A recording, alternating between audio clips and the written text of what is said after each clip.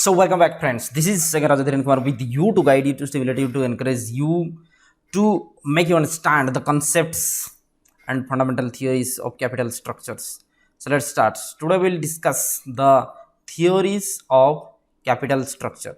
Theories of capital structure. Here we'll be discussing the net income approach and net operating income approach. Theory and problems both. Okay. So let's get started. Various theories अब given by the various experts. अलग अलग वैज्ञानिकों के द्वारा अलग अलग theories दिए गए हैं। All these are called the school of thoughts. Okay, so एक है नेट इनकम अप्रोच, एक है net operating income approach, one is traditional approach and Modigliani Miller approach. Modigliani Miller लगते हैं मोदी के बड़े भाई है या फिर मोदी के बहुत बड़ा फैन है लगते हैं। अच्छा चलिए कोई नहीं, वैसे बहुत वैज्ञानिक आते जाते रहते हैं, थियोरीज देते रहते हैं, परेशानी हमें और आपको उठाना पड़ता है। कोई बात नहीं, चलिए पढ़ लेते हैं। चलिए तो नेट इनकम अप्रोच देखने से पहले आपको ये समझना चाहिए, तो पहले आप देख लीजिए थियोरीज ऑफ कैपिटल स्ट्रक्चर। इसका मतलब ही क्या होता है? थियोरीज ऑफ कैपिटल स्ट्रक्चर का मतलब ये होता है कि हमारा कैपिटल स्ट्रक्चर जो है, कैपिटल स्ट्रक्चर के अंदर क्या क्या है? मेनली तो डेप्ट, अलग अलग टाइप के डेप्ट और अलग अलग टाइप के इक्विटी है। इनके द्वारा हमारा बिजनेस का जो वैल्यू ऑफ फार्म होता है, value of firm and cost of equity होता है and overall cost of capital, इसमें क्या बदलाव आते हैं, इसी को कहा जाता है theories of capital structure. So various experts, अलग अलग वैज्ञानिकों के द्वारा अलग अलग सिद्धांत दिए गए हैं कि कोई कहता है कुछ फर्क नहीं पड़ता है, कोई कहता है बहुत ज़्यादा ही फर्क पड़ता है, कोई कहता है सांस से बंद आ जाएंगे, कोई कहते हैं कुछ फर्क नहीं पड़ता है। चलिए कोई बात नहीं, देखते हैं क्या है उसमें।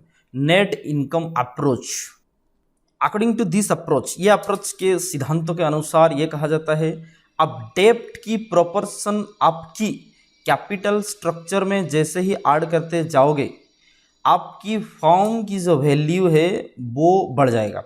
तो बहुत अच्छी बात है। अगर फॉर्म की वैल्यू बढ़ जाता है, इसका मतलब होता है आपका कैपिटल एम्प्लॉयड जो है उसका वैल्यू बढ़ जाता है, आपका शेयर्स का जो वैल्यू है वो बढ़ जाता है। ठीक है, तो नेट वर्थ जो कंपनी का है, नेट वर्थ जो है कंपनी का, वो इंक्रीज हो जाते हैं। बहुत अच्छी बात है। And overall cost of capital can be decreased. Overall cost of capital का मतलब क्या होता है? K O can be decreased. तो दैट मीन्स आज we will increase the portion of डेप्ट। हम जैसे ही इंक्रीज करते जाएंगे डेप्ट पर्सन को, किसमें? अपने कैपिटल स्ट्रक्चर में, तो हमको फायदा होगा, फॉर्म का जो वैल्यू है वो बढ़ जाएगा and overall cost of capital जो है KO वो हमारा घट जाएगा। ये बहुत ही फायदे की बात है। ठीक है, ऐसा क्यों होता है इनिशियली हम एक्सप्लेन कर देते हैं आपको। क्योंकि डेप्ट ये होता है चीपेस्ट सोर्स ऑफ फिनांस। ठीक है, डेप्ट होता है चीपेस्ट सोर्स ऑफ फिनांस, इसलिए अब जैसे ही एक सस्ता चीज को एक मिक्सचर के अंदर डालते जाओगे तो आपका मिक्सचर सस्ता ही बन जाएगा ना। ठीक है, इस पर आगे और भी चर्चा करेंगे। तो अभी के लिए बात यह है, देखिए इसमें अजम्पशन क्या रखे गए हैं। अजम्पशन ये है कि आपकी जो डेप्ट है is cheaper than the equity. Equity से डेप्ट कम होना चाहिए। दैट मीन्स कॉस्ट ऑफ डेप्ट must be lesser than the cost of equity, obviously, नहीं तो ये थ्योरी काम नहीं करेंगे। देन नो टैक्सेस, इसमें टैक्स का इग्नोर कर दिया गया। एक्चुअली बिना टैक्स का कोई कंपनी नहीं होता है, कोई मतलब इनकम ही नहीं होता है, यहाँ पर इग्नोर कर दिया गया है सिंपल टैक्स को। ठीक है, investors risk is not affected by the inclusion of डेप्ट।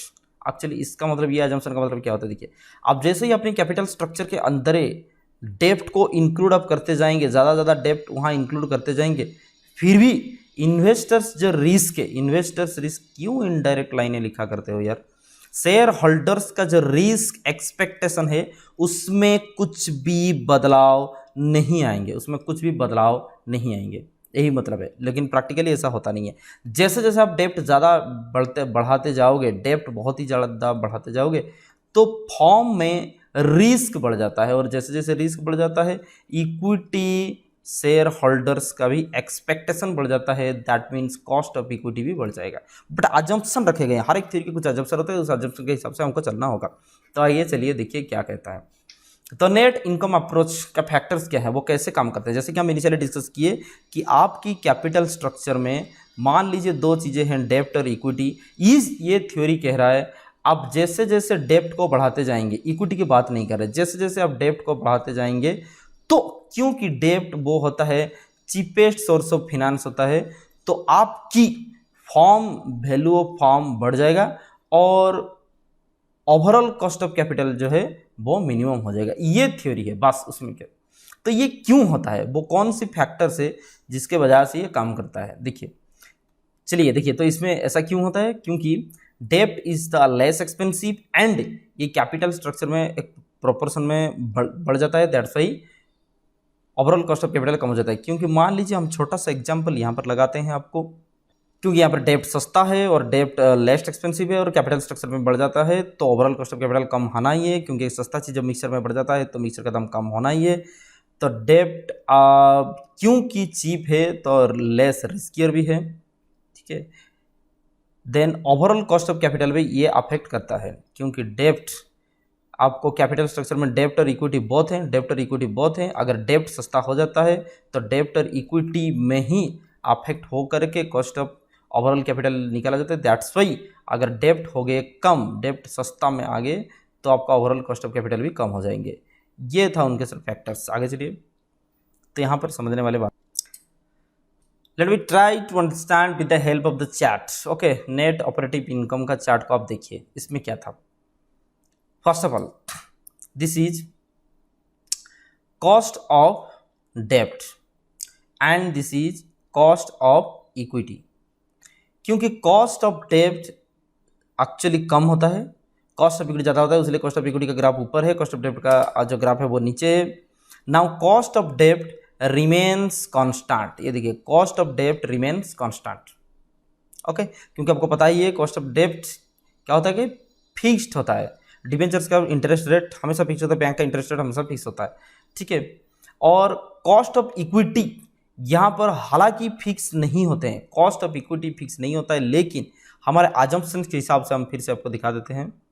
हमारे अजम्पशंस यही थे कि investor risk is not affected by inclusion of the डेप्ट, इन्वेस्टर रिस्क नहीं बढ़ेंगे। तो इन्वेस्टर रिस्क अगर नहीं बढ़ेंगे, that's why cost of equity का एक्सपेक्टेशन नहीं बढ़ रहा है, तो यहाँ पर कॉस्ट ऑफ इक्विटी का जो ग्राफ है वो ऊपर नहीं चल रहा है, ठीक है। कॉस्ट ऑफ इक्विटी यहाँ पर हो गए कांस्टेंट। तो अभी देखिए बात, तो जैसे ही ये ग्राफ में क्या दिया गया है ना, degree of leverage, that means degree of leverage का मतलब होता है इंक्लूजन ऑफ डेप्ट।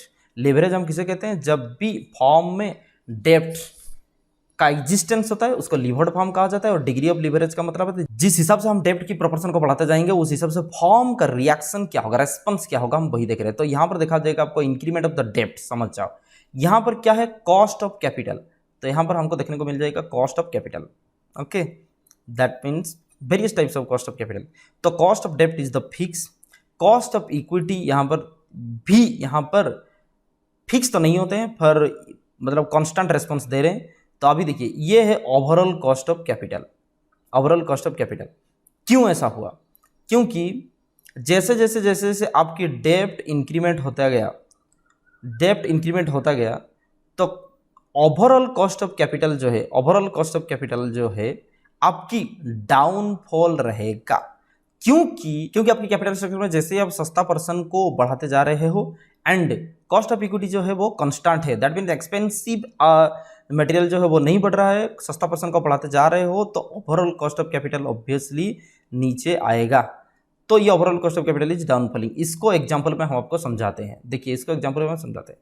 मान लीजिए मिक्सचर है, एक खाने वाला जो मिक्सचर है उसमें, ठीक है, उसमें दो चीज़ें हैं, क्या क्या है लिख लेते हैं। बादाम है, होगा भाई क्या होगा क्या मतलब, और यहाँ पर है पापड़ी है, क्या उसको पापड़ी ही कहते हैं, तो जो भी कहते हैं क्या बात है उसमें। तो ये बादाम जो है मान लीजिए ये थोड़ा कॉस्टली है, ठीक है, और पापड़ी जो है ये चीप है, ठीक है, यहाँ सस्ता मिल जाता है, पापड़ी जो है सस्ता मिल जाता है। हम कहेंगे इस जो मिक्सचर्स में पूरी ये जो मिक्सचर्स आपको दिख रहा है, ये पूरी मिक्सचर्स में हम बादाम को कांस्टेंट रख देंगे और पापड़ी को बढ़ाते जाएंगे बढ़ाते जाएंगे बढ़ाते जाएंगे, तो मिक्सचर का रेट तो सस्ता ही होगा, ठीक है। क्योंकि लेस एक्सपेंसिव चीज़ को हम बढ़ाते जाएंगे तो ओवरऑल कॉस्ट जो है मटेरियल को कम हो जाएगा। उस हिसाब से cost of debt is the cheapest source of finance and cost of equity क्योंकि नहीं बढ़ रहा है, उसीलिए ओवरऑल कॉस्ट ऑफ कैपिटल आपकी डाउनफॉलिंग होगा, तो ये सस्ता होता जाएगा। यही था थ्योरी।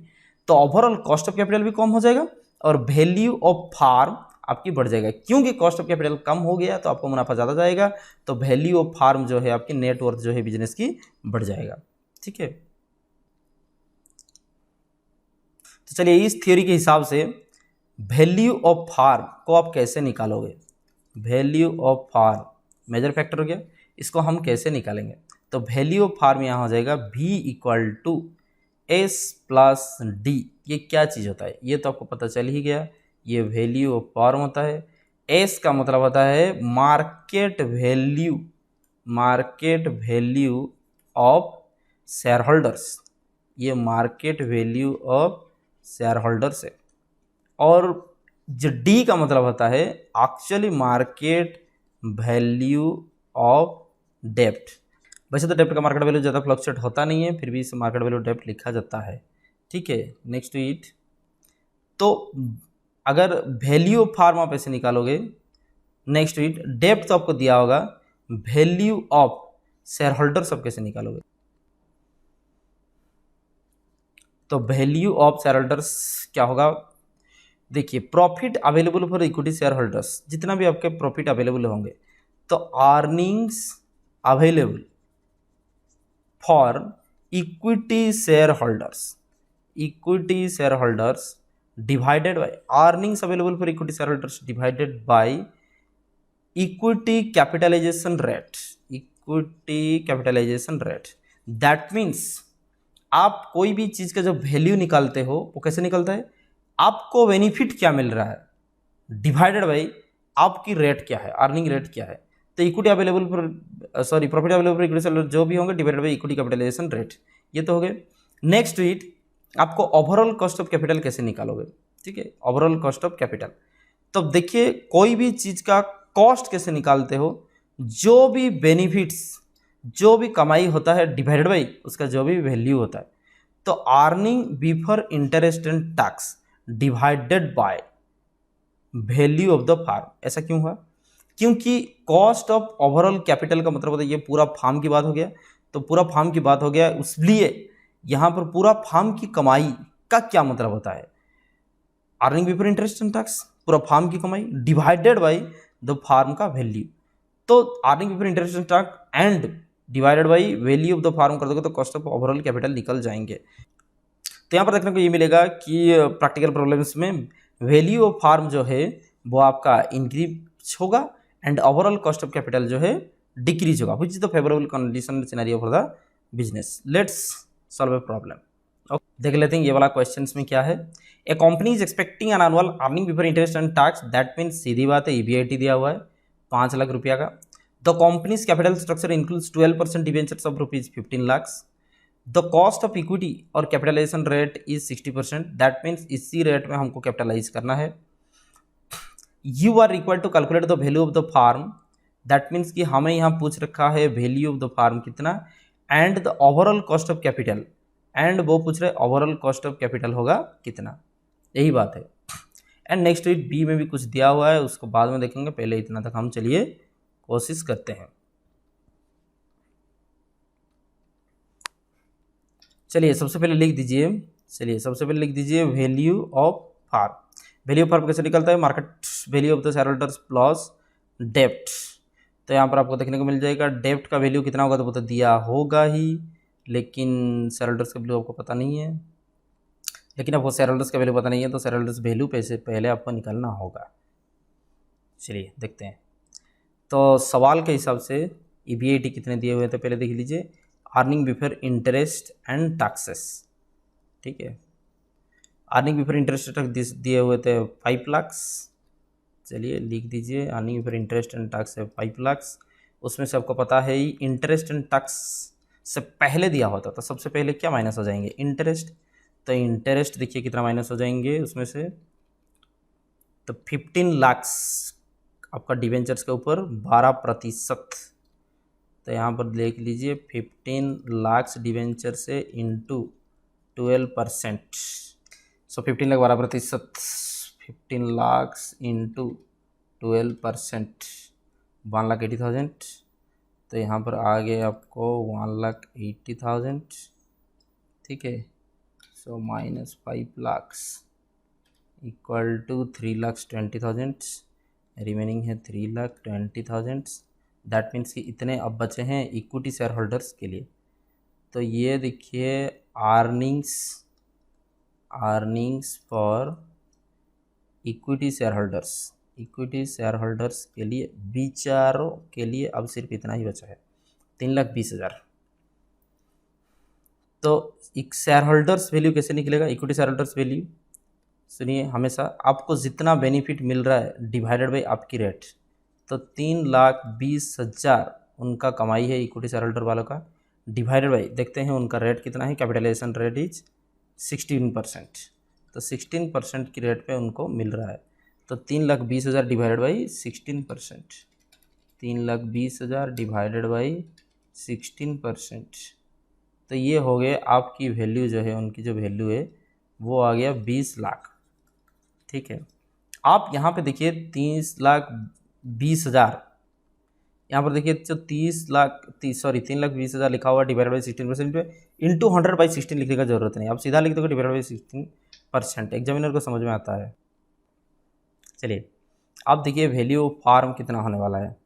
ठीक है, तो value of firm equal to total share holders का वैल्यू जितना है, डिवेंचर होल्डर्स का वैल्यू जितना है, उतना वैल्यू ऑफ फार्म होगा। वैल्यू ऑफ फार्म का मतलब होता है आप इसमें आज की डेट में फार्म की मार्केट में क्या वैल्यू है, तो आपकी शेयर होल्डर्स नेटवर्थ पूरा कंपनी का क्या वैल्यू है। तो इन्वेस्टमेंट के सारे का वैल्यू इक्वल टू फार्म का वैल्यू, दैट मीन इन्वेस्टमेंट का वैल्यू का मतलब होता है शेयर इन्वेस्टमेंट हुए हैं, डिवेंचर इन्वेस्टमेंट हुए हैं, तो ये दोनों का अगर मार्केट वैल्यू जुड़ जाते हैं तो फार्म का वैल्यू निकल जाएंगे।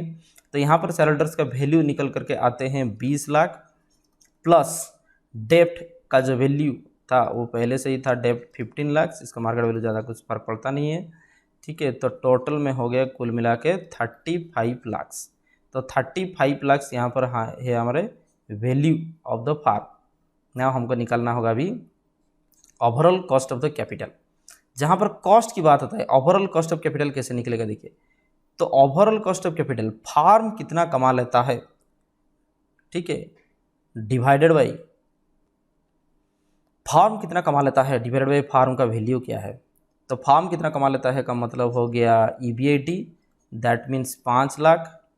ठीक है, डिवाइडेड बाई फार्म की वैल्यू क्या है, अभी निकल गया 35 लाख। ओके, सो इंटू 100 वो बाय डिफ़ॉल्ट है, कोई बात नहीं। तो यहाँ पर जो वैल्यू हुए 14.28%। ओके, 14.28%, ये था value overall cost of the capital. Okay, next read, सवाल में कुछ और भी लिखे हुए थे, चलिए देख लेते हैं।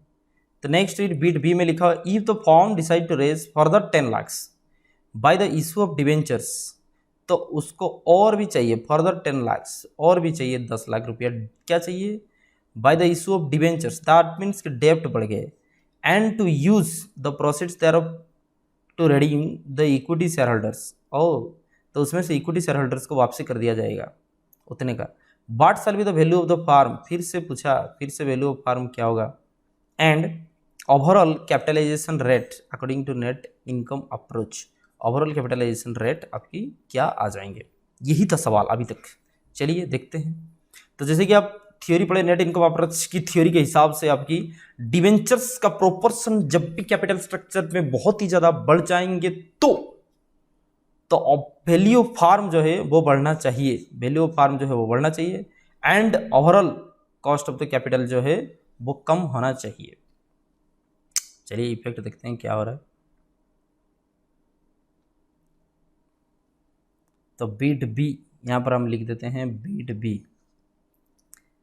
फिर से देखिए EBIT कितना था, चलिए यहाँ पर लिख देते हैं। हैंड राइटिंग बहुत ही ख़राब है, होगा पेन एंड टैबलेट में हैंड राइटिंग ख़राब हो ही जाता है, उसमें क्या कर सकते हैं। EBIT क्या था, तो EBIT फिर से था आपका 5 लाख रुपया।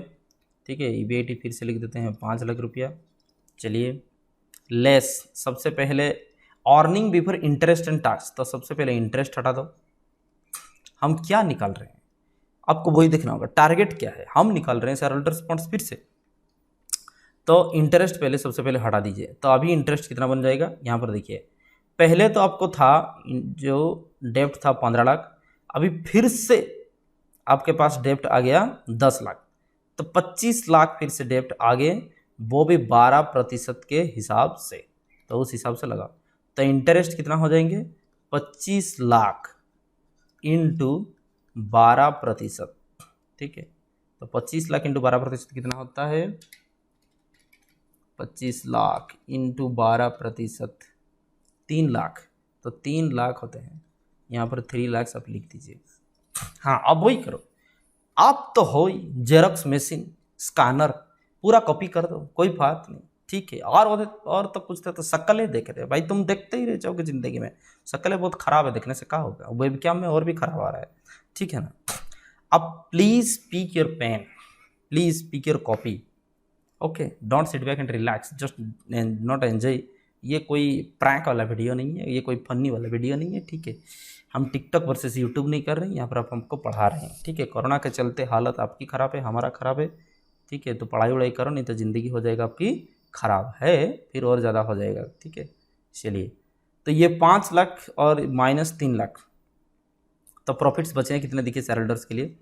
तो profit available for share holders, तो शेयर होल्डर्स के लिए कितना प्रॉफिट और बचे हुए हैं, 5 लाख माइनस 3 लाख, सिर्फ 2 लाख बचे हुए हैं। कोई बात नहीं, मिल बांट के खा लेंगे, शेयर होल्डर्स मालिक होते हैं, मालिक को मिले सही ना मिले सही, पहले मेहमान को खिला दो, कोई बात नहीं, ज़िंदगी तो भूखा है। तो ये 2 लाख बचे हुए हैं।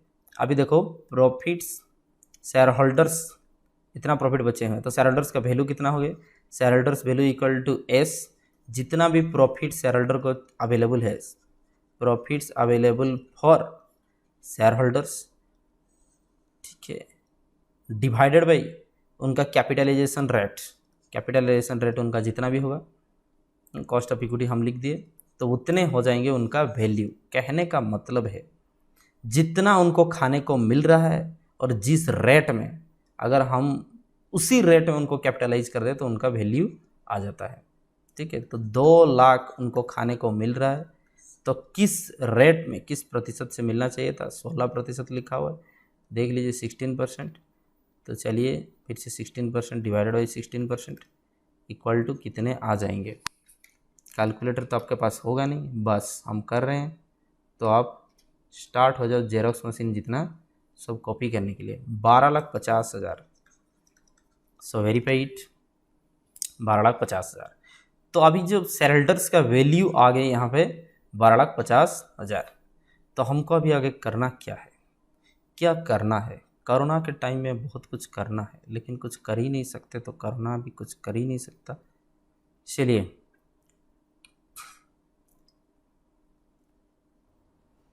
अभी हमको करना पड़ेगा वैल्यू ऑफ फार्म, क्योंकि टारगेट ही होता है, आप याद रख लो यहाँ पर वैल्यू ऑफ फार्म क्या था और ओवरऑल कॉस्ट ऑफ कैपिटल क्या था, यही हमारा टारगेट है, क्योंकि यही दोनों का लॉजिक हमको लास्ट में समझाना है। क्योंकि फाइनेंशियल मैनेजमेंट हम आपको बताए थे पहले से कि very much practical, this can be said as the physics of commerce, understand the point, physics of commerce, और you can say the science of commerce, understand. क्योंकि ये कॉमर्स की वो लॉजिकल बात बताते हैं जिस पर कॉमर्स टिका हुआ है, तो वेरी मच रिसर्च। चलिए वैल्यू ऑफ फार्म देखते हैं। वैल्यू ऑफ फार्म कैसे बढ़ेगा कि जितने भी सारे इन्वेस्टमेंट हुए उनका अगर वैल्यू निकाल दे तो वैल्यू ऑफ फार्म बन जाता है। तो कुछ बातें जो होता है हम प्रैक्टिकली बताते रहते हैं, आपको सुनते रहिए। वैसे तो आपसे हो गया, आपका प्रॉब्लम आपसे हो गया, हमसे हो जाता है, पहले भी हुआ था, इससे आगे भी होगा, कुछ मतलब नहीं रहता। ये कैसे हुआ आपको याद रखना पड़ेगा, समझ में आई बात, हो गया, होता है, होता रहता है, कोई फायदा नहीं। तो value of firm equal to, देखिए value of share holder plus value of डेप्ट, चलिए equal to value of share holder आपको हमें तुरंत ही मिला 12,50,000 प्लस वैल्यू ऑफ डेप्ट, डेप्ट तो यहाँ पर कुछ बढ़ गए थे, 25 लाख हो गए थे। डेप्ट तो होते हैं बेशरम, कहीं पे कितना भी बढ़ जाते हैं, कहीं पे कितना भी आ जाते हैं। तो यहाँ पर 12,50,000 प्लस 25 लाख का आंकड़न लगाते हैं, 37,50,000 यहाँ पे लिख दो, 37,50,000 हो गए overall value. Now next wheat हमको और क्या टारगेट दिए हुए थे, क्या हमको दिए हुए थे कॉस्ट ऑफ कैपिटल निकालने के लिए। ओवरऑल कॉस्ट ऑफ कैपिटल देखिए अब कैसे होगा ना, जितना फार्म को कमाई मिल रहा है डिवाइडेड बाई वैल्यू जितना है, समझ में आई बात? यही बात है। तो ये कहने का मतलब ये है कि आपकी जो कपड़ा दुकान है, ओ हो कपड़ा दुकान है, तो आपकी जो कपड़ा दुकान है वो कपड़ा दुकान का आपकी अर्निंग रेट क्या या कैपिटलाइजेशन रेट आप कैसे निकालोगे? आप जितना कमा लेते हो डिवाइडेड बाई आप जितना इन्वेस्टमेंट किए हो तभी ना आपका आएगा अर्निंग रेट, कैपिटलाइजेशन रेट तभी ना आएगा। उस हिसाब से एक फॉर्म कितना कमा लेता है उसका ईबीआईटी जितना, और उसका इन्वेस्टमेंट का वैल्यू कितना है उसका वैल्यू ऑफ फार्म जितना। तो ईबीआईटी अभी भी तो वही है, 5 लाख रुपया ईबीआईटी है डिवाइडेड बाई यहाँ पर वैल्यू ऑफ द फार्म जो है निकल करके आया 37,50,000। ऑब्वियसली इंटू 100 आप लिख सकते हो या फिर नहीं तो परसेंटेज में डायरेक्ट लिख दोगे, कोई दिक्कत नहीं, ठीक है। 5 लाख डिवाइडेड बाई 37,50,000। चलिए निकल करके आया 13.33%। अब यही दोनों तो हमको चाहिए था, इसी का तो माथापची हो रहा था, ठीक है, यही दोनों बात है। तो अभी देखिए हो गया, आंसर हो गया, आपको मार्क मिल गया। अगर ऐसे आप समझ लिए, इस भ्रम में अगर आप हो तो आप बहुत दिक्कत में हो जी। लिखना पड़ जाएगा आपको लिखना पड़ जाएगा कमेंट्स, तो आपको लिखना पड़ जाएंगे कमेंट्स। तो आप कमेंट्स लिखोगे, कौन सा वाला कमेंट्स, फेसबुक वाला कमेंट कि यूट्यूब वाला कमेंट, चलिए जो भी है लिखना पड़ेगा। तो आगे देखिए, आपको पहले जब आपकी डेप्ट का प्रोपोर्शन हुआ करता था 15 लाख, ठीक है, जब 15 लाख डेप्ट का प्रोपोर्शन हुआ करता था तब आपकी फार्म की जो वैल्यू था, फार्म का वैल्यू जो था वो 35 लाख था। अभी कितना है थोड़ा देख लीजिए, अभी 37,50,000 है। ओ हो, वैल्यू ऑफ फार्म तो बढ़ गया, वैल्यू ऑफ फार्म तो बढ़ गया, बहुत अच्छी बात है। चलिए आगे, पहले जब आपका डेप्ट कम था तब देखिए आपका जो रेट, कैपिटलाइजेशन रेट कितना हुआ करता था, ओवरऑल कॉस्ट ऑफ कैपिटल हुआ करता था 14.28। अभी देखिए आपका कितना हो रहा है 13.33। तो इसी को हम रिलेट करते हैं चलिए थ्योरी के साथ। तो थ्योरी आपकी क्या कह रहा था, अब जैसे ही आप डेप्ट की प्रोपोर्शन को बढ़ाते जाओगे, आपकी डेप्ट की प्रोपोर्शन को आप जैसे ही बढ़ाते जाओगे वैसे ही आपकी ओवरऑल कॉस्ट ऑफ कैपिटल जो है, आपकी ओवरऑल कॉस्ट ऑफ कैपिटल जो है वो डिक्रीज होता जाएगा, एंड वैल्यू ऑफ फार्म हम बताए थे आपको इंक्रीज होता जाएगा। तो वही चीज़ हम आज प्रूव करके देखें। तो कमेंट सबको लिखना पड़ेगा, विद द इंक्रीमेंट ऑफ डेप्ट प्रोपोर्शन। ओहो, यह हम कहाँ लिख रहे हैं, कुछ लकड़ी उकड़ी बना हुआ है उसके ऊपर लिख रहे हैं, कोई बात नहीं। अरे कहाँ लिख दिए, कपड़े उपड़े के ऊपर हम लिख रहे हैं, कोई बात नहीं। With the increment of the डेप्ट proportion value of firm was decreased and the overall cost of capital KO is increased।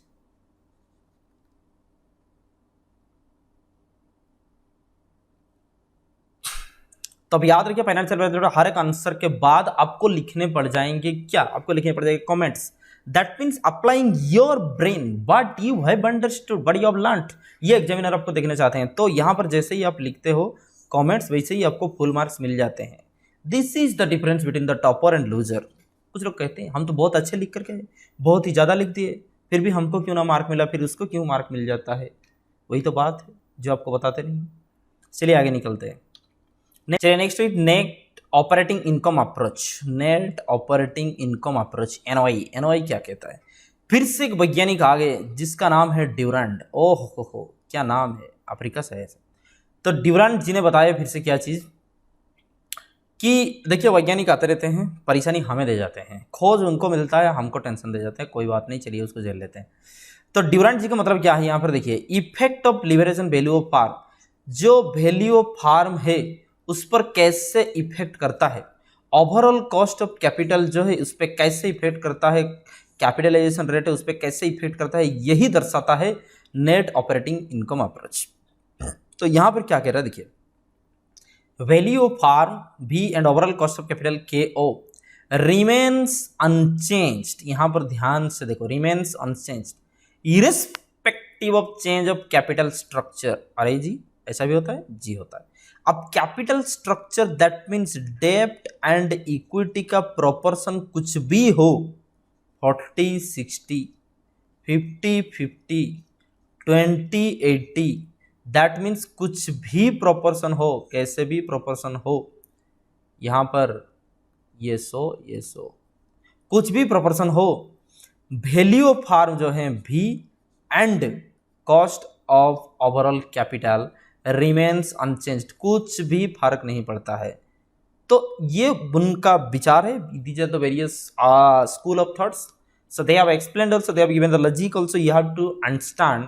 इसके बाद ग्राफ के जरिए हम समझेंगे कैसे हुआ। तो वो कह रहे हैं कि capital structure is ever optimum, that means capital structure हर एक लेवल पे ऑप्टिमम ही है। ऑप्टिमम का मतलब आपको समझना पड़ेगा फिर से क्या होता है। ऑप्टिमम का मतलब क्या होता है, ये कभी मैक्सिमम नहीं होते हैं, ये कभी मिनिमम नहीं होते हैं। जिस पॉइंट पे आपको मैक्सिमाइजेशन ऑफ बेनिफिट होता है उसको ऑप्टिमम लेवल कहा जाता है। ठीक है, तो नेक्स्ट चीज देखिए, नेट ऑपरेटिंग इनकम में भी कुछ एजम्पशन से, चलिए वैज्ञानिक बहुत मिलते हैं लेकिन हर एक वैज्ञानिकों का कुछ ना कुछ तो एजम्पशन होता ही रहता है। यहाँ पे क्या होता है, value of firm is capitalized by the market rate as a whole. ओहो, इसका मतलब ये हुआ। तो यहाँ पर वैल्यू ऑफ फार्म कैसे निकालोगे आप, सीधा वैल्यू ऑफ फार्म डिटरमाइंड होगा as a whole, that means market capitalization rate कुछ दिया होगा, रेट कुछ डिटरमाइन ऑलरेडी होंगे, उस हिसाब से आप डायरेक्ट वैल्यू ऑफ फार्म निकालेंगे। चलिए, तो यहाँ कहने का मतलब यहाँ होता है कि value of firm share holders का वैल्यू और डेब्ट का वैल्यू को जोड़ करके हम यहाँ पे नहीं बनाएंगे। आज ये होल का मतलब होता है value of firm direct decide होगा उसके अर्निंग्स के बेस्ट पर, कंपनी के अर्निंग्स के बेस्ट पर और मार्केट की रेट की बेस्ट पर। यहाँ पर वैल्यू ऑफ इन्वेस्टमेंट जोड़ करके हम नहीं बनाएंगे, उसको कहते हैं मार्केट रेट के जरिए डिटरमाइन होना और उसी को कहते हैं as a whole, that means इसको नहीं कंसिडर किया जाएगा। जो जो छोटे छोटे पॉइंट्स लिखे होते हैं बुक में हम कॉपी कर देते हैं, उसको रट करके फिर हम एग्जाम में प्रेजेंट कर देते हैं, लेकिन छोटा छोटा पॉइंट ऐसे ही रट लेते हैं, सर भी कहते हैं, हम सुन लेते हैं, उसका मतलब है कुछ समझ में नहीं आता है। होता तो हमसे सब है लेकिन होता क्या, हो रहा है क्या हमारे साथ और होता क्या है नहीं समझ में आता है, यही दुनिया का प्रॉब्लम है भाई। चलिए देखिए, business risk is not affected by the डेब्ट इक्विटी मिक्स। ओह, इसका कहने का मतलब बिजनेस का जो रिस्क है डेब्ट इक्विटी मिक्स के द्वारा कुछ भी फर्क नहीं पड़ने वाला है। डेब्ट कितना भी हो जाए, इक्विटी रहे ना रहे, उसमें से बिजनेस का रिस्क अफेक्ट नहीं होगा। दैट मीन्स ये सीधी बात यही कहना चाहता है। ठीक है, तो डेब्ट का जो एक्सपेक्टेशन है वो या फिर जो भी रेट है वो फर्क नहीं पड़ेगा। नो टैक्सेस, अच्छा, ऐसा तो होता नहीं, कॉर्पोरेट टैक्स हर जगह में होता है, लेकिन ये ऐसा अजम्पशन लगा लिए हैं। ठीक है, वैज्ञानिक है, वो जो करेंगे हमको सुनना पड़ेगा, हम कुछ कर नहीं सकते हैं। अब देखिए, जो वैज्ञानिक जो कहते हैं वो विज्ञान होता है, वो शास्त्र होता है, और हम पुजारी होते हैं, भक्त होते हैं, बस हमको बस पढ़ना चाहिए। आगे देखिए, तो नेट ऑपरेटिंग इनकम अप्रोच यहाँ पर क्या कहते हैं, इसको हम एक्सप्लेन कर रहे हैं, इसका मतलब क्या था। तो please keep your note ready and keep writing what I am saying, what I am explaining, what I am demonstrating, क्योंकि हर एक चीज छोटे छोटे चीज आपको बच्चे की तरह आपको समझाया नहीं जाएगा। Let's understand the chat off the net operating income approach. तो यहाँ पर देखिए फिर से, तो नीचे हम ले जाएंगे फाइनेंशियल लिवरेज और the degree of leverage, that means कि इंक्रीमेंट ऑफ द डेप्ट। सीधा लैंग्वेज में आप समझो ना, इंक्रीमेंट ऑफ डेप्ट, जैसे जैसे ही डेप्ट का प्रोपोर्शन बढ़ता जाएगा, दुनिया में जैसे जैसे ही पाप का भार बढ़ता जाएगा, तो क्या होगा इस संसार में। देखिए, कॉस्ट ऑफ कैपिटल यहाँ पर जो है, यहाँ पर कॉस्ट ऑफ कैपिटल लिया गया है, various types of cost of capital. तो कॉस्ट ऑफ डेप्ट आज यूजुअल रिमेन फिक्स्ड, और ऊपर देखिए जैसे जैसे आज पर the net operating income approach के हिसाब से जैसे जैसे cost of dept, sorry the proportion of the डेप्ट जैसे ही बढ़ जाएगा, ज़्यादा डेप्ट अगर बिजनेस में बढ़ जाएगा तो बिजनेस क्या हो जाएगा, रिस्की। तो बिजनेस जब रिस्की हो जाएगा तो इक्विटी जो होते हैं, इक्विटी होल्डर्स जो होते हैं, अगर उनका रिस्क बढ़ जाता है, आप पढ़े हो, उनका अगर रिस्क बढ़ जाता है तो उनका रिटर्न भी बढ़ाना पड़ेगा, तो उनका रिटर्न भी बढ़ जाएगा। तो आज gradually will increase the proportion of the डेब्ट into the capital structure that will lead to the increment of the cost of equity. So cost of equity, क्योंकि इनका एक्सपेक्टेशन बढ़ जाएगा, वो ज़्यादा डिविडेंड डिमांड करने लगेंगे, क्योंकि ज़्यादा रिस्की और बिजनेस में उनको रहना है तो ज़्यादा रिटर्न भी उनको चाहिए। तो डेप्ट का प्रोपोर्शन जैसे ही बढ़ जाएगा इक्विटी वैसे ही बढ़ते जाएंगे। आज ये रिजल्ट क्या हुआ आप देखिए। कॉस्ट ऑफ डेप्ट आपको पता ही, this is the cheapest source of finance, ये एक सस्ता सोर्स ऑफ फाइनेंस है।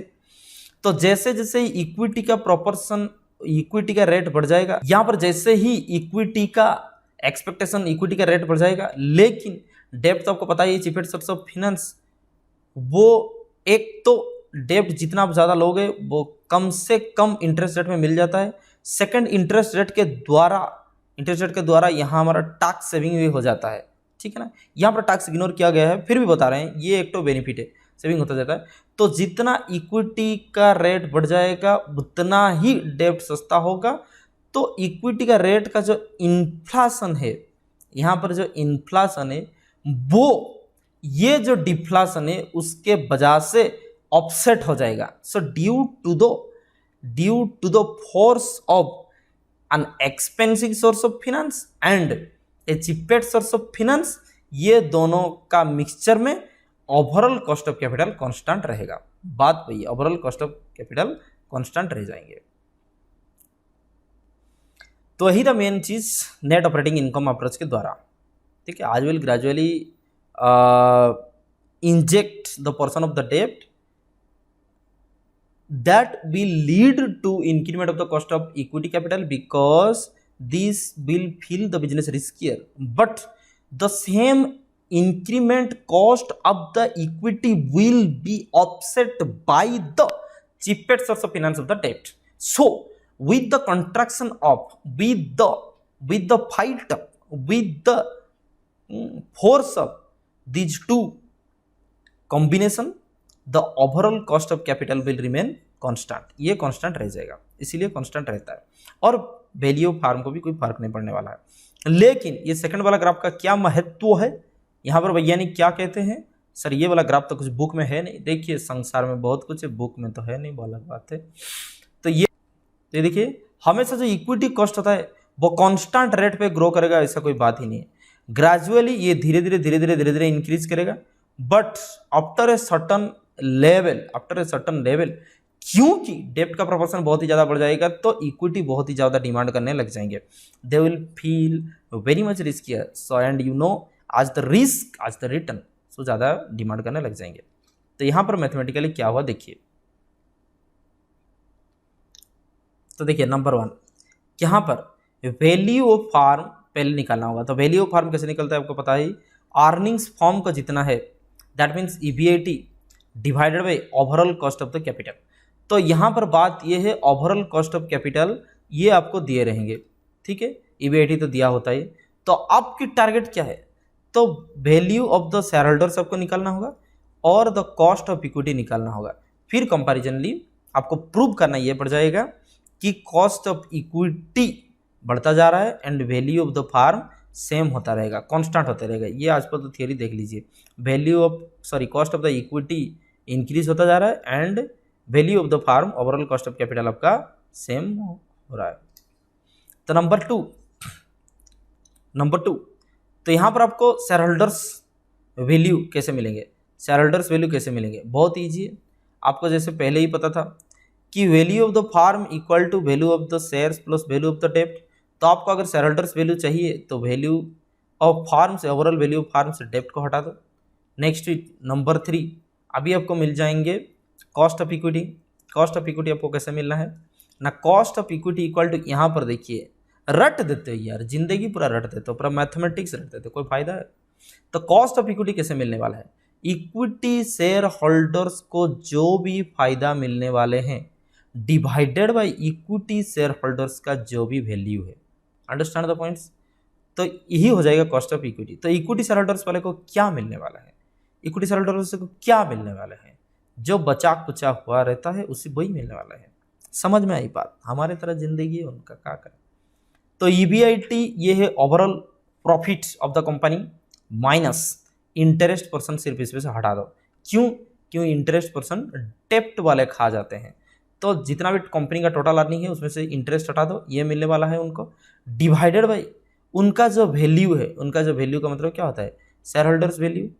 और इसको अगर लिखा जाए तो शेयर होल्डर्स वैल्यू मिला भी कैसे था, ये देखिए EBIT से आप हटाओगे इंटरेस्ट पर्सन डिवाइडेड बाई शेयर होल्डर्स का वैल्यू कैसे मिला था, value of the firm minus equity. तो यही चीज़ आपको दिखाना होगा, value overall value of the firm निकालना होगा, आपको शेयर होल्डर्स वैल्यू निकालना होगा और कॉस्ट ऑफ द इक्विटी निकालना होगा। So let's understand all these concepts through a practical problem। चलिए बिना देर किए हुए अंडरस्टैंड द पॉइंट्स। कुछ तो है, अभी भी सूरत देख रहे हैं, अभी भी सोच ही रहे हैं। चलिए धीरेन्द्र सर तो कर रहे हैं, हम कॉपी कर लेंगे, इसका स्क्रीनशॉट लगा लेंगे, क्या बात है। इसी वीडियो को ही देखते रहेंगे ईयरफोन डाल दे के, बस कोई बात ही नहीं है। चलिए हमको तो कुछ लिखना ही नहीं है। Please speak your note and pen, keep writing. जहाँ पर आपको समझ में नहीं आ रहा वहाँ पर पॉज कीजिए और रिवाइंड कीजिए, फिर से देखिए, रिपीट कीजिए, देखिए। Let understand this thing. So net operating income में एक प्रॉब्लम कर लेते हैं। धीरूभाई लिमिटेड, ओह हो, अरे मुस्कुराहट, धीरूभाई लिमिटेड। तो Dhirubhai limited expects earning before interest and tax, दे रखे हैं 6 लाख। डायलॉग बहुत लंबा है लेकिन इसका मतलब है EBIT और कुछ नहीं। And belongs to the risk class of 10%। समझ में नहीं आया, कुछ नहीं समझना है। इंटरेस्ट रेट को छोड़ करके अब जो भी दिया हुआ है वो आप मान लीजिए कैपिटलाइजेशन रेट है, कैपिटलाइजेशन रेट है। दैट मीन्स फॉर्म का ओवरऑल कॉस्ट ऑफ कैपिटल है और कुछ नहीं। You are required to calculate the value of the firm. अरे टास्क दे दिया, वैल्यू फार्म निकालो। चलिए निकाल लेंगे, बहुत होशियार है, क्या बात करते।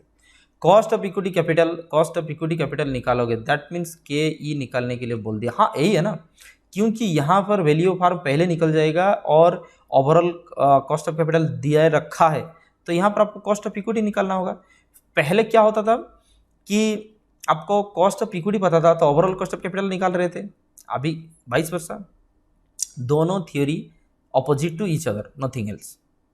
Calculate the value of the firm equity according to the net operating income if it employs 8% debt। तो यही हो गया इंटरेस्ट रेट। इंटरेस्ट रेट कहता है 8% टू द एक्सटेंट ऑफ 20%, 40% और 60%।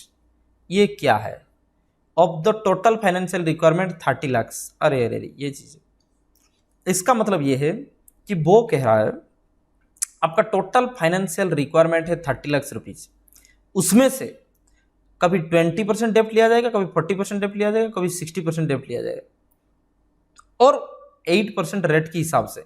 तो इसमें से अगर डेप्ट 20, 40, 60 है तो जो बचा वो शेयर्स हो गए। तो उस हिसाब से आप उसको कमेंट करके दिखाइए, हर एक में वैल्यू ऑफ फार्म कितना होगा और कॉस्ट ऑफ इक्विटी कितना होगा। आसान है, बहुत ही आसान है, खुचरा है, कुछ नहीं। चलिए तो सबसे पहले देखिए, चलिए स्टार्ट कीजिए। तो फर्स्ट ऑप्शन में क्या था, वो सवाल था, पहले तो वो कह रहा है कि 20% डेप्ट के ऊपर काम करो 30 लाख का। तो चलिए लिख लीजिए। तो पहले डिसाइड ही कर दो ना कि डेप्ट कितना है और इक्विटी कितना है। तो यहाँ पर कह रहा है कि 30 लाख का 20%, 3 दूने 6 लाख, तो डेप्ट हो गए 6 लाख। पहले कहा था ना कि 20% डेप्ट, इसका मतलब हो गया कि 80% इक्विटी, ठीक है। तो 30 लाख से 6 लाख चले गए तो बाकी बच गए 24 लाख, ठीक है। आइए फिर कैलकुलेट करते हैं। तो यहाँ पर टारगेट क्या है, सुनिए। जो भी प्रॉब्लम आप सॉल्व करने चाहेंगे ना, सबसे पहले मुंडी में, दिमाग में, ऊपर में सबसे पहले लिख देंगे कि आपको करना क्या है। आपको करना यही था, वैल्यू ऑफ फार्म क्या है और कॉस्ट ऑफ इक्विटी क्या है। ओवरऑल कॉस्ट ऑफ कैपिटल नहीं, ओवरऑल कॉस्ट ऑफ कैपिटल दिया हुआ है, बहुत ही आसान है, सवाल तो और भी आसान बन गया, लेकिन उससे ये ऑपोजिट है। So net income approach and net operating income approach, ये both are opposite to each other, ठीक है ना। ये दुश्मन भाई नहीं, दुश्मन है। चलिए तो बात यहाँ पर है, पहले सबसे पहले वैल्यू ऑफ फार्म निकालेंगे। तो वैल्यू ऑफ फार्म के लिए आपको पहले पता होना चाहिए कि EBIT कितना है डिवाइडेड बाई, तो आपको पता होना चाहिए EBIT divided by overall cost of capital कितना है। तो ये दोनों ही दिया हुआ है। यहाँ पर EBIT देखिए 6 लाख है, overall cost of EBIT 6 lakh है और ओवरऑल कॉस्ट ऑफ कैपिटल 10%, ऐसा कुछ दिया हुआ था। तो EBIT 6 lakh divided by overall cost of capital 10%। That means कि 6 लाख कमाई को 10% के हिसाब से हम देखें तो कितना इन्वेस्टमेंट बिजनेस में होना चाहिए था, 60 लाख, ठीक है। यही हो गया, तो 60 लाख हो गया value of the firm. Understand the point. Next जब वैल्यू ऑफ फार्म मिल गया तो वैल्यू ऑफ शेयर्स हमको मिलना चाहिए तो वैल्यू ऑफ ओवरऑल फार्म से अगर हम माइनस कर देंगे वैल्यू ऑफ डेप्ट, क्योंकि दो ही तो भाई हैं, डेप्ट एंड शेयर्स, वो दोनों मिल करके बिजनेस कर रहे हैं। तो वैल्यू ऑफ फार्म है 60 लाख माइनस वैल्यू ऑफ डेप्ट यहाँ पर है 6 लाख, ऊपर ही लिखा हुआ तो देख लो, वैल्यू ऑफ द डेप्ट 6 लाख। ठीक है, तो आपके पास शेयर होल्डर्स कितना आ गए 54 लाख।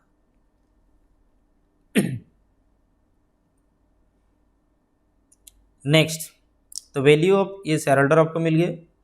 अभी देखना पड़ जाएगा आपको, पहले ये वैल्यू ऑफ फार्म निकालोगे, उसके बाद value of the share holder निकालोगे, उसके बाद उनका कॉस्ट कितना निकल करके आता है, कैपिटलाइजेशन कॉस्ट कितना निकल करके आता है। तो देखिए किसी भी चीज़ का जब कॉस्ट निकालेंगे, कॉस्ट ऑफ द इक्विटी जब आपको निकालना होगा, तो पहले वही पुराना बात, उनको मिल रहा है क्या डिवाइडेड बाई उनका इन्वेस्टमेंट और उनका वैल्यू है कितना, तो उनको कितना मिल रहा है ना, EBIT जितना भी होता है माइनस उसमें तो इंटरेस्ट चला जाएगा क्योंकि डिवेंचर होल्डर्स वाले खा जाएंगे, डिवाइडेड बाई उनका जो भी वैल्यू है, तो उनका वैल्यू कितना है ना, वैल्यू ऑफ द फार्म से वैल्यू ऑफ द डेप्ट हटाओ, इसका मतलब यही है एस वाला। तो चलिए, तो EBIT हुआ करता था कितना, EBIT ऊपर लिखा हुआ है 6 लाख, ठीक है, माइनस इंटरेस्ट कितना हो जाएगा यहाँ पर देखना पड़ेगा। तो डेप्ट है 6 लाख और डेप्ट का परसेंटेज कितना था 8%, ठीक है, 8% के हिसाब से 6 लाख के हो जाएंगे 48,000, ठीक है। तो आप लिख लीजिए उसमें से 48,000 डिवाइडेड बाई, चलिए value of the overall firm minus D करके रखे हैं हम, वो हो गया 54 लाख, ठीक है। तो 54 लाख डायरेक्ट कैलकुलेटर में हम कैलकुलेशन कर देते हैं, 6 लाख माइनस 48,000 जितना भी हुआ divided by 54 lakh equal to, obviously आप इंटू 100 लिख भी सकते हो, कोई बात नहीं, या फिर डायरेक्ट परसेंटेज आप लिख दोगे वो भी चलेगा। तो हमारे हिसाब से ये हुआ 10.22%। यहाँ पर देखिए 0.1022 का ही मतलब जो होता है 10.22% का मतलब भी वही होता है, कोई बात नहीं। ये गया नंबर 1। नंबर 2, अभी देखिए नंबर 2 केस में हम क्या करेंगे।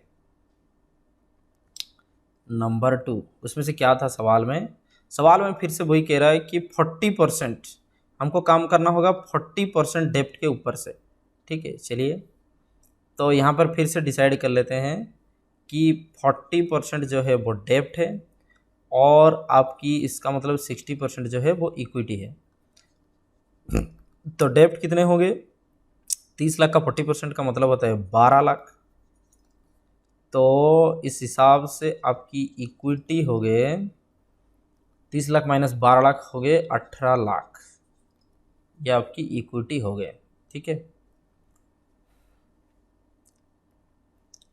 नेक्स्ट चलिए, तो वैल्यू ऑफ द फार्म कितना होगा, value of the firm overall जितना भी कमाई है आपकी फॉर्म की divided by market capitalization rate, क्योंकि इसमें अजम्पशन ही था हम आज ये whole value of the firm निकालेंगे, थ्योरी दिखाएंगे, कितना बार दिखाएंगे। इसमें लिखा हुआ था देखिए कि वैल्यू ऑफ फार्म से आज ए होल निकलेगा, रेट आज ए होल, अंडरस्टैंड द पॉइंट। तो इसमें कोई भी आपको कुछ करना नहीं। तो EBIT तो पहले देख लेते हैं, EBIT फिर से था वही 6 लाख, ठीक है। तो 6 lakh divided by overall cost of capital 10% दिया हुआ था। दैट मीन्स हर एक ऑप्शन में आपको ओवरऑल कॉस्ट ऑफ कैपिटल होना ही है सेम, हर एक क्वेश्चन में। चलिए कोई बात नहीं। नेक्स्ट वैल्यू ऑफ फार्म के बाद अब हमको बताए थे जब से ही वैल्यू ऑफ फार्म निकल गया वैल्यू ऑफ शेयर होल्डर सबको निकालना पड़ेगा। तो वैल्यू ऑफ शेयर होल्डर कैसे निकलेगा, फार्म का वैल्यू डिवाइडेड बाई डेप्ट का वैल्यू माइनस फार्म का वैल्यू माइनस डेप्ट का वैल्यू। तो यहाँ पर 60 लाख है पूरा फार्म का वैल्यू माइनस यहाँ पर डेप्ट आ रहे हैं 12 लाख रुपया, ठीक है। तो शेयर होल्डर्स का वैल्यू हो गया 48 लाख, ठीक है। तो अभी देखिए शेयर होल्डर्स का वैल्यू हो गया यहाँ पर 48 लाख। तो शेयर होल्डर्स के कॉस्ट कितने बन के आते हैं, उनका डिमांड, उनका एक्सपेक्टेशन, उनका कैपिटलाइजेशन रेट कितना बनते हैं। भाई उनको जितना मिल रहा है, उनको कितना मिल रहा है कैसे पता चलेगा ना, ईबीआईटी से डेब्ट को जितना मिल रहा है इंटरेस्ट उतना हटा दो, डिवाइडेड बाय उनका जो वैल्यू है, that means V minus D S, उनका जो वैल्यू है उनको बैठा दो। तो ईबीआईटी तो ओवरऑल था ही, ईबीआईटी तो था ही 6 लाख, माइनस इंटरेस्ट यहाँ पर कितना निकल करके आएंगे, देखिए 12%, सॉरी 12 लाख डेप्ट का इंटरेस्ट रेट था आपकी 8%, इंटरेस्ट था 8% इस हिसाब से 12 लाख इंटू 8%, 96,000, ठीक है, 96,000 डिवाइडेड बाई ये V माइनस डी ऑलरेडी हुआ है 48 लाख्स, तो 6 लाख से 96,000 हटा दोगे तो 5,04,000 रहेगा, ठीक है ना, डिवाइडेड बाई 48 लाख्स इंटू 100 लिख भी सकते हो, नहीं भी लिख सकते हो, डायरेक्ट भी लिख सकते हो, कोई बात ही नहीं है। 5,04,000 divided by 48 lakhs equal to 10.5%। उम्मीद है सही होगा, आप रीचेक कर लो, मेरे पास टाइम नहीं है। नेक्स्ट वीट, देन हमको ये देखना होगा कि जो तीसरा ऑप्शन था, इसी को भी यहीं कर देते हैं, तीसरा ऑप्शन जो था उसमें से वो क्या कह रहा है। देखिए तीसरा ऑप्शन में वो कह रहा है कि 60% लेकर के काम करो, चलिए कर देते हैं। तो 60% डेप्ट का मतलब पहले तो डिसाइड करना पड़ जाएंगे आपको, डेप्ट कितना होगा ना, 30 का 60% होता है 18 लाख, तो यहीं पर के इक्विटी निकल करके कितना आएंगे, तो 18 लाख हो गया, तो 30 लाख टोटल कैपिटल चाहिए होता, तो ये हो जाएंगे 12 लाख, दैट मीन्स ये वाला उल्टा सिनेरियो हो गया सेकंड सिनेरियो से, कोई बात नहीं, ये 18 लाख ये अगर 12 लाख हो जाएंगे तो यहाँ पर वैल्यू ऑफ द फार्म कितना होगा, EBIT by overall cost of capital, that means 6 lakh फिर से आ जाएंगे, EBIT divided by cost of capital, sorry 10% होता है, तो ये फिर से हो जाएंगे 60 लाख, ठीक है, तो 60 लाख हो जाएंगे, तो आपकी शेयर होल्डर्स का वैल्यू कितना हो जाएगा, शेयर होल्डर्स का value total value minus the डेब्ट, दैट मीन्स 60 लाख माइनस ये होंगे डेब्ट का यहाँ पर वैल्यू है 18 lakh, that means 60 lakh minus 18 lakh ये हो गए 42 लाख, शेयर होल्डर्स का वैल्यू होंगे 42 लाख, तो कॉस्ट ऑफ इक्विटी कितना होंगे, कॉस्ट ऑफ इक्विटी का मतलब होता है ईबीआईटी से इंटरेस्ट हट जाएगा, क्योंकि हम इक्विटी का जब कॉस्ट निकाल रहे हैं, आप समझ जाना चाहिए, इक्विटी का जब कॉस्ट निकाल रहे हैं तो इक्विटी का ही इनकम रहेगा, इक्विटी का ही वैल्यू रहेगा, तो इक्विटी का इनकम कैसे निकलेगा ना, ईबीआईटी से इंटरेस्ट परसेंट हटा दोगे तो जब भी प्रॉफिट अवेलेबल पर इक्विटी शेयर होल्डर होगा डिवाइडेड बाई उनका ही value, that means total value minus debenture holders का वैल्यू। तो यहाँ पर देखिए ईबीआईटी 6 लाख, तो 6 लाख माइनस यहाँ पर इंटरेस्ट कितना आ जाएंगे 18%, सॉरी 18 लाख का 8%, 18 लाख इंटू 8%, 1,44,000, बड़ा ही अजीब अजीब फिगर आ रहा है जी, 1,44,000 divided by V minus D already हुआ होगा, that is 42 lakh equal to, that is 42 lakh equal to, यहाँ पर देखिए आपको टोटल हम डायरेक्ट कैलकुलेशन कर देते हैं, 6 लाख माइनस 1,44,000 जितना भी बचेगा डिवाइडेड बाई 42 लाख इक्वल्स आगे 10.85,